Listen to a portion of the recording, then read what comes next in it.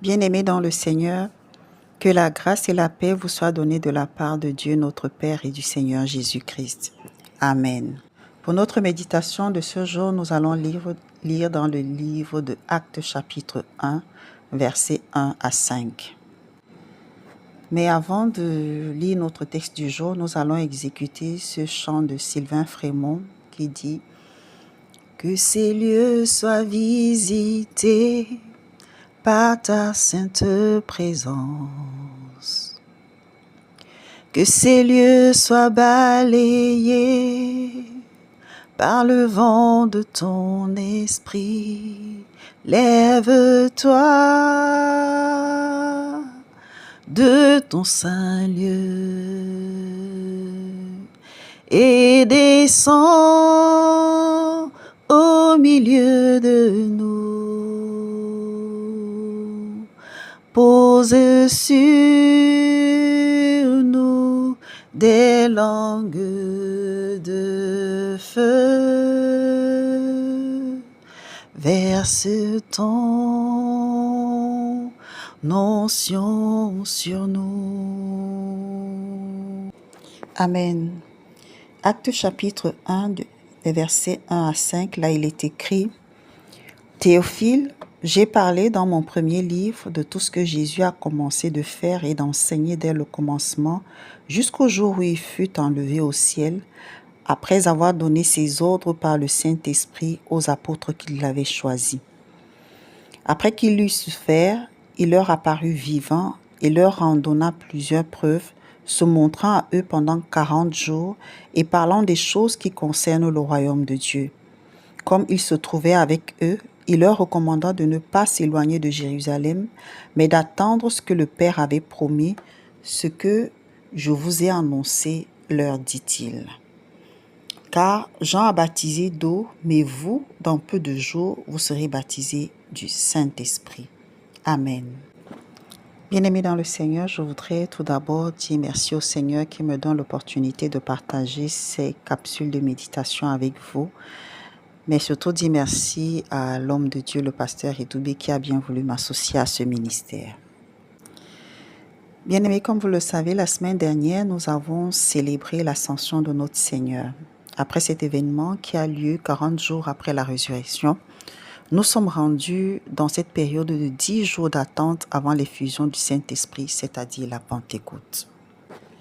Dans le texte que nous venons de lire ce jour, nous voyons le Seigneur Jésus rappeler aux disciples une promesse que Dieu leur avait faite et de les recommander de ne pas s'éloigner de Jérusalem et d'attendre que cette promesse s'accomplisse. Ne pas s'éloigner de Jérusalem, attendre.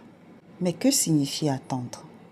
Attendre, c'est rester en un lieu jusqu'à ce que quelqu'un arrive, que quelque chose soit prêt ou se produise. Et dans ce cas, les disciples devaient ne pas s'éloigner de Jérusalem, donc rester à Jérusalem qui était le lieu qui leur avait été indiqué et attendre, donc rester à cet endroit jusqu'à ce que la promesse que le Père avait faite se manifeste ou se produise. L'attente implique donc la patience. Parce qu'on ne sait jamais le temps que ça prend jusqu'à la manifestation. Dieu ne nous révèle pas toujours le temps que ça va nous prendre. Mais attente implique également une bonne attitude. Parce que l'attente n'est pas passive. On ne subit pas l'attente. L'attente est active. Pendant notre période d'attente, on se prépare. Dans le cas des disciples, ils étaient tous les jours à la chambre haute, là où ils priaient. Ils chantaient des louanges au Seigneur.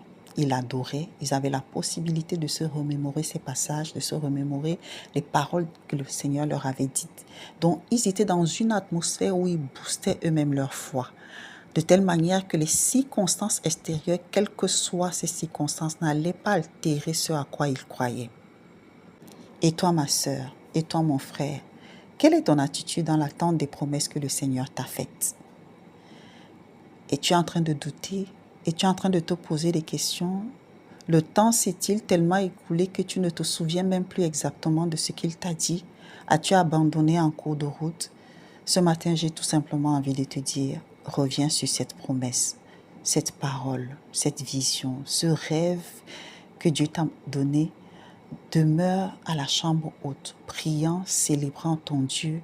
Prépare-toi, sois prête, parce que celui qui a fait la promesse est fidèle et il va l'accomplir. Amen. Prions. Père, nous voulons te dire merci, parce que tu es le Dieu fidèle et juste. Il n'est pas dans ta nature de faire des promesses que tu n'accomplis pas. La promesse que tu avais faite aux disciples, c'était une promesse qui date de longtemps. Mais au temps convenable, elle s'est accomplie.